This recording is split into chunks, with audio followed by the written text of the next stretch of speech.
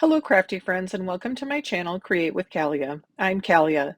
Today I'm going to be scrapbooking an amazing 25 pictures for this layout. I print most of my pictures at home using an Epson PictureMate 400 for my photo printer. I love this printer because the pictures that I print always turn out so well, and I can use Epson's Creative Print software to create a variety of different sizes of prints to fit my needs. I'm going to show you my process as to how I create these different sized photos. As you can see, I have several photos I've marked as favorites. I am not an affiliate, but I have chosen to use the Forever software as my storage. I click on the three dots near the top of the screen and then I click on download. When the download screen comes up, I click download again. I get the message saying that my download will begin momentarily, and then once my photo has downloaded, I click on the download button at the top of the screen. That will open up this screen, and I select the photo that I've downloaded, click on it, and now I can proceed with saving the picture back onto my iPad. I click the upload button that's now at the top of the screen, and then I tell it to save the image. This will save the image into the camera roll on my iPad. I'm using this process since my pictures are currently saved on software outside of my iPad's camera roll. If you have your photos saved on your iPad or in a different way, you obviously will not need to use this process. I continue downloading the pictures that I've chosen for this layout, and then when I have all of my pictures saved to my iPad, I open the Epson Creative Print software. I'm going to click on the collage option to create my photos. I can choose to have photos that are either borderless or with borders. Borders is how I print my photos with the white border around them. You can see in borderless that there are a number of different options for sizes of photos that you can pick without a border.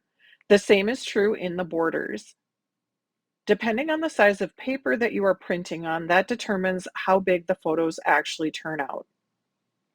I have decided that for my first picture, I'm going to print off 6 pictures on a 4x6 piece of photo paper. I click on Recents, which brings me into my camera roll. This is where I'll select the 6 pictures that I'm putting onto this print. I choose the mushroom picture, and then you can see that I can resize the picture so that it fills the space that I have available for this particular picture. I can then go through and choose the rest of my pictures and add them to the collage print. As I fill in the different boxes with the different pictures, I can also rotate and adjust how my pictures are oriented within the frame for the picture. Once I have all of my pictures selected, oriented how I want, and enlarged, I'm going to click the next button at the bottom right of my screen. That brings me into my print screen.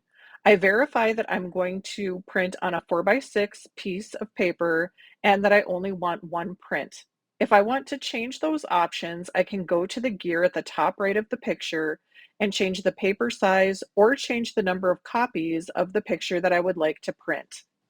As you can see, there are also additional settings that you can change in this screen, but I've chosen to focus just on paper size and copies because I feel those will be the most commonly changed settings.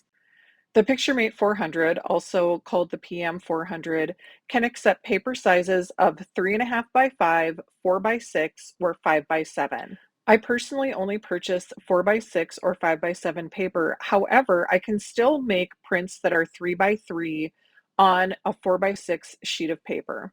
I like using the bordered option for my photos because it means I don't have to put my photos onto a white mat. And when I create photos like this, I have matting already around each picture, which means that I don't have to cut these apart, and I can use the 4 by 6 option with one slightly larger mat behind it. Now that I have my collage arranged, I've pushed the print button and I'm sending this photo to my printer. This printer can connect to your device either through Wi-Fi or through a direct print connection. My previous prints were made through using the Forever website. You can also use the app, and then you would click the upload button directly from the app. However, I have found multiple issues with trying to download my pictures into my iPad this way. So at this time, I do not recommend trying to download this way, as it may seem like it's shorter, but all of the pictures may not save. The last thing I'm going to share is how to print a 3x3 picture on a 4x6 piece of photo paper. You'll want to choose this template within the options and then find your photo, complete any editing of the size or orientation of the photo, and then finally go to the gear as previously shown and change your paper size to 3.5 by 5. You can see that there's approximately a 1/4 inch border on each side and the top of the photo. So once your photo prints, the total printed area will be 3x3. I used the 3x3 size for 9 of the pictures on my layout, but because I wanted that white border included, I cut my pictures down to approximately 3 1/8 by 3 1/8. The last area I want to bring your attention to is this area on the bottom left of the layout screen.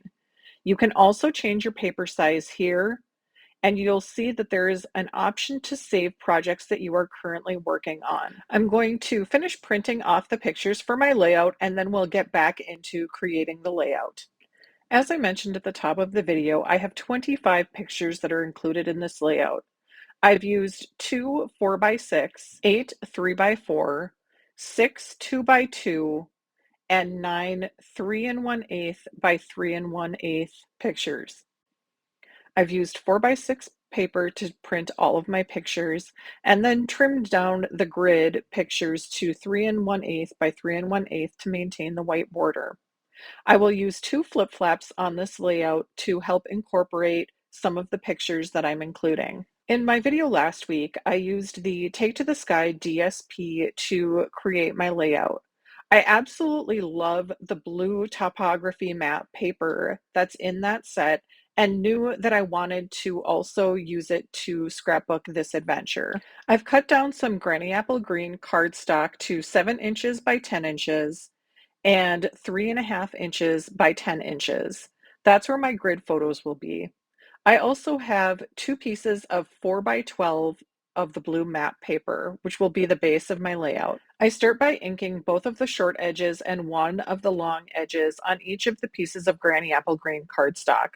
I'm also going to ink both of the long edges and one of the short edges on each of the pieces of blue map paper. This will help the cardstock and the paper stand off of the white background a little bit more. I will caution you that the dyed through cardstock that I'm using here does tend to take a little while to dry, so you may want to ink it first and then set it aside until you're ready to build your layout. I have my papers inked and now I've glued them down and realize I want some ink blending on my base pages. I take out my Boho blue Stampin' pad and a blender brush. I tap lightly on the stamp pad and then dab the blender brush off on some scrap cardstock. I'm going to very lightly start to apply color to my base page. I don't want to go too much too fast, otherwise it can leave marks that show where the blender brush has been placed on the paper. The goal is to build the color up to my desired intensity without going too much and without leaving blender brush marks. I'm starting to see the color build up how I want it on the left-hand page, so now I'm going to move to the right-hand page and work on that. I'm going to be placing a 4x6 photo in this area, so I only need to do the very edge of the paper. On the left-hand side, I know that I'm going to be placing a 4x6 and an embellishment cluster, but I just want some of the blue behind everything else I'm planning on adding to the page to just be some subtle accent behind. This is starting to look really good, and so I'm going to move on with continuing to build my page. I have been loving using the new Scenic Adventures die set for these layouts of my outdoors adventures. In last week's video, I showed how to cut out this pine tree line. For this week's layout, I've cut the tree line out of both Secret Sea and Granny Apple Green cardstock and layered them up to create a shadow effect of the tree line. Using the double layer of trees is helping to create some visual interest on my layout. And using the Secret Sea is close to the Night of Navy color, but adds some additional color and dimension to my layout. You can see that I have started to also mat some of my photographs, and I am using Night of Navy cardstock to mat all of the 4x6 photos. Another of the die sets that I'm absolutely loving from the new catalog is the Beautiful Motifs die set. In particular, I love the fern die that's included in the set. I've die cut several of the ferns out of Granny Apple Green and out of Secret Sea cardstock to start building up my embellishment clusters. Ferns are also a feature of the hike that we were on, and so they fit really well with this particular layout. Before I get my photos all the way adhered down, I'm going to make sure that I stamp my title at the top of my page. This Adventure Starts Here stamp is from the Weekend Adventures stamp set, which is another one of my favorites from the current catalog. I'm stamping in Night of Navy with my Stampin' Pierce mat underneath to help ensure that I get a clear image. I've placed both of the 4x6 pictures on the left-hand page on foam tape to help prop them up and give me some room to tuck my embellishment clusters underneath. As I look at my layout, I realize that I do have some different pops of color in some of the different pictures, but I've stayed with the greens and blues so far. I do want to add a pop of color to this layout, but I'm having trouble deciding what color might work well. I use my Stampin' Up! Color Coach and look at the triadic options on the color wheel. I realize that using Granny Apple Green and Night of Navy means that Flirty Flamingo and Petal Pink might be good options. However, they're a little too pink for what I'm looking for. I instead choose to use Poppy Parade as that looks close to the thimbleberries that are in the bottom left-hand picture of my grid.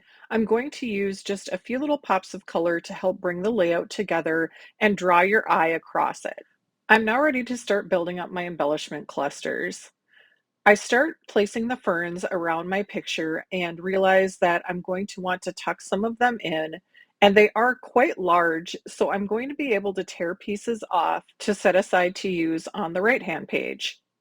As I tear these down, I start working on the placement and realize that I'm really liking the way this looks. I'm going to start gluing these down so that I can adjust and place them exactly where I want them.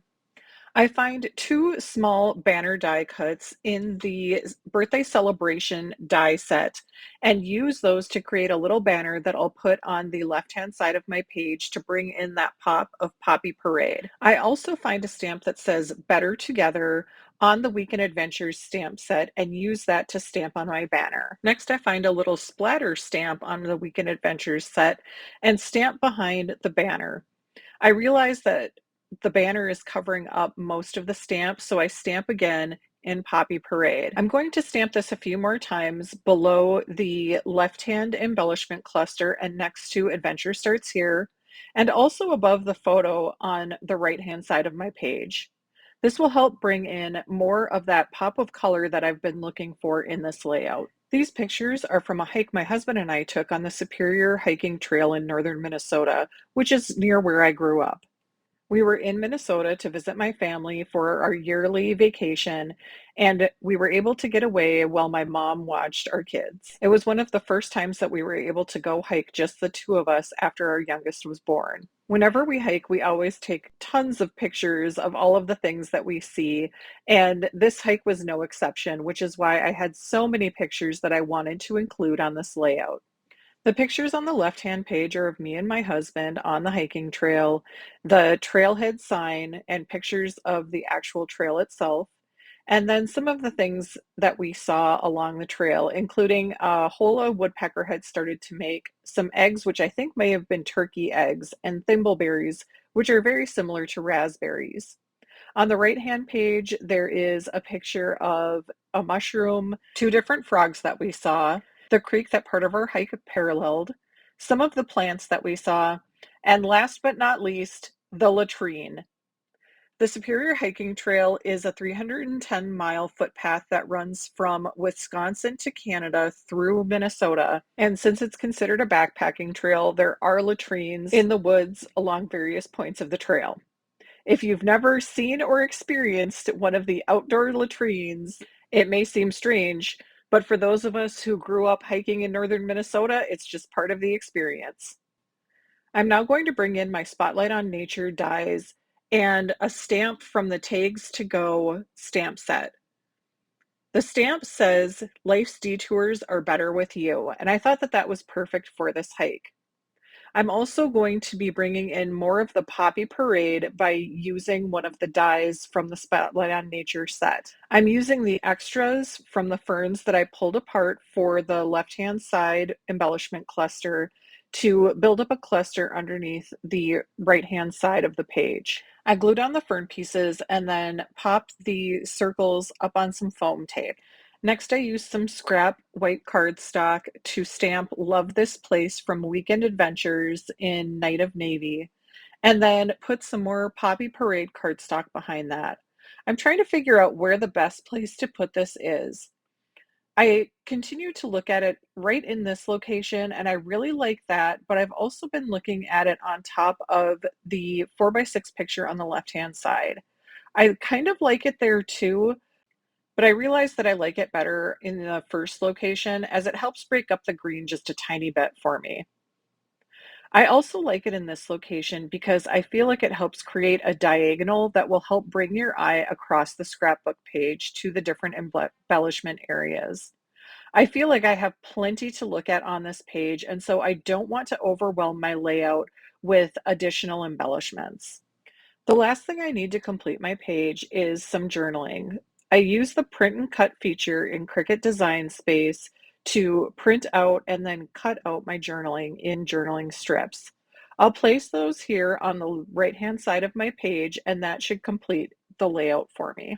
I'm so happy with how this layout turned out and think that the Poppy Parade provided exactly the pops of color that I needed to complete my layout. I'm so impressed with myself that I was able to get 25 pictures onto this layout. If you're like me and have a hard time narrowing down which pictures to include on a layout, I hope I've provided some helpful tips for you. Please make sure to hit that like and subscribe button because that helps me know if you've enjoyed this video and helps other crafters just like yourself find my work. A list of all the products I've used is included in the description below. Thanks for watching and craft on.